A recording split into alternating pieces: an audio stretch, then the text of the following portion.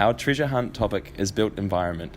In the context of disasters, built environment is significant as each one of us interacts with some aspect of it every single day. When related to the disaster risk equation learnt in class, built environment relates to the vulnerability side of exposed people, as it can either help or hinder their chances of surviving a hazardous situation. Our first clue led us to explore car parks around the CBD area, particularly those under construction. At first glance, we thought too vaguely about our topic, searching for any car parks under construction near university campus. After JC steered us in the right direction, we searched for a location more specifically to do with the relationship between the built environment and hazards. After some research, we came across Birkenhead Car Park on the North Shore. Unstable ground coupled with poor management resulted in the land giving way beneath the car park. To us, this indicated that poor management and construction of developed areas can make people vulnerable when a hazardous event occurs. Next up was a clue relating to small bays and nearby cemeteries. Our research came up with multiple unsuccessful locations, but finally came across Hillsborough Cemetery and the nearby Granny's Bay Long Bay Walkway. Rapid cliff erosion has rendered some areas unsafe for walkers to pass through. Building near highly erosional landscapes creates safety risks that will put people in vulnerable situations. When completing the walk ourselves, we noted some signs of erosion.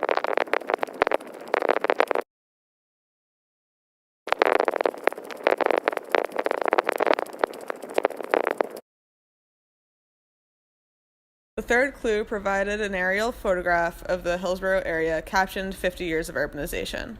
Auckland Council has many archive photos from throughout the 20th century, which is where the 1972 aerial photograph was discovered.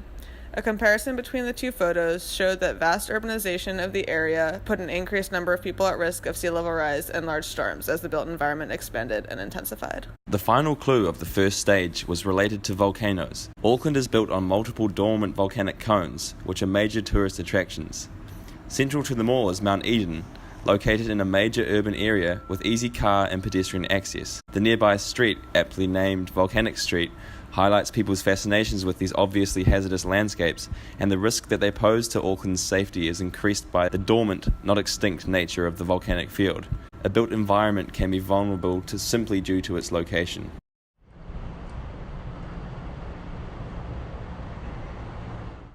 Our first clue for the CBD treasure hunt portion of this project led us to immediately think of Shortland Street in the heart of the CBD. While we initially searched the incorrect part of the street for anything related to built environment vulnerability, we eventually stumbled upon the next clue in a shop on the corner of Shortland and Queen Street. Upon research, we learned that the building on this corner is called the Shortland Building, which has splayed corners.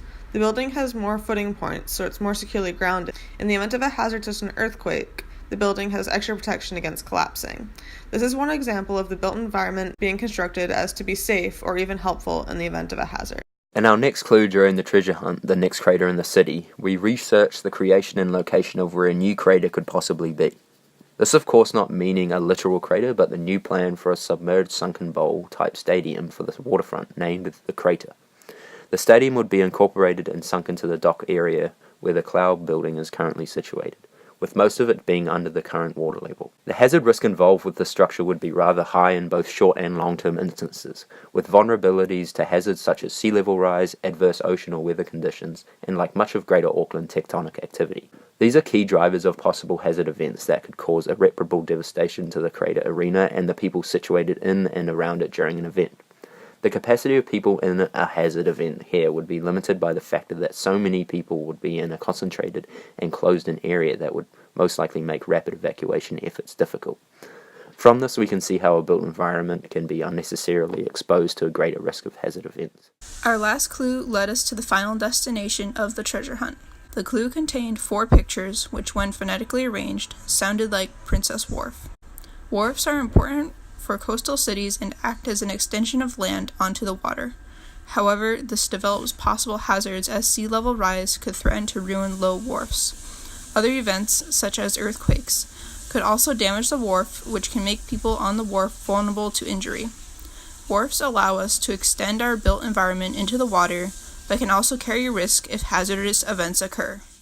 Our clues, focusing on the theme of built environment, can be summarized to show how built environments influence people's vulnerability, but also the effect these disaster events have on popular culture. Some human structures protect us from potential disasters like earthquakes, as seen with splayed corners on the building on Shortland Street. Other times, the environments people build create potential hazards because hazards are not taken into account or were not foreseen. An example of this is Princess Wharf or Crater Stadium, where climate change causing rising sea levels increases the hazard risk of these structures. However, humans are aware that we develop permanent structures on landscapes that are constantly changing over time. At times, we adjust our built environments for these changes, such as Granny's Bay Walkway, where some of the walkway path has been shut down due to erosion from human influence. Other times, we name our urban developments after disasters that are popular in our culture, as seen by Volcano Street. The street sign pays homage to past disasters, but the quiet neighborhood street does not make us think of our vulnerability. Humans rely on built environments to survive. However, we should be aware of how disasters can impact our structures and how we should prepare. We must recognize that disasters are part of everyday life, as we see in popular culture of street signs and buildings in areas prone to disaster. We consciously and subconsciously interact with the built environment every day. Such an environment can pose a risk, and this was evident as we carried out the treasure hunt. Poor foresight, planning, and construction all contribute to increasing the risk surrounding the built environment, which we observed at each of our clue sites. Because it is so integrated and necessary to the functioning of daily life, we and those in power sometimes forget the impact that failure of the built environment can have on vulnerable people in the face of a natural hazard. Changing awareness and preventative construction measures, which were apparent during the final stages of the hunt, help to minimize the risk posed in the event of a hazard, and can even provide a means of protection for vulnerable people.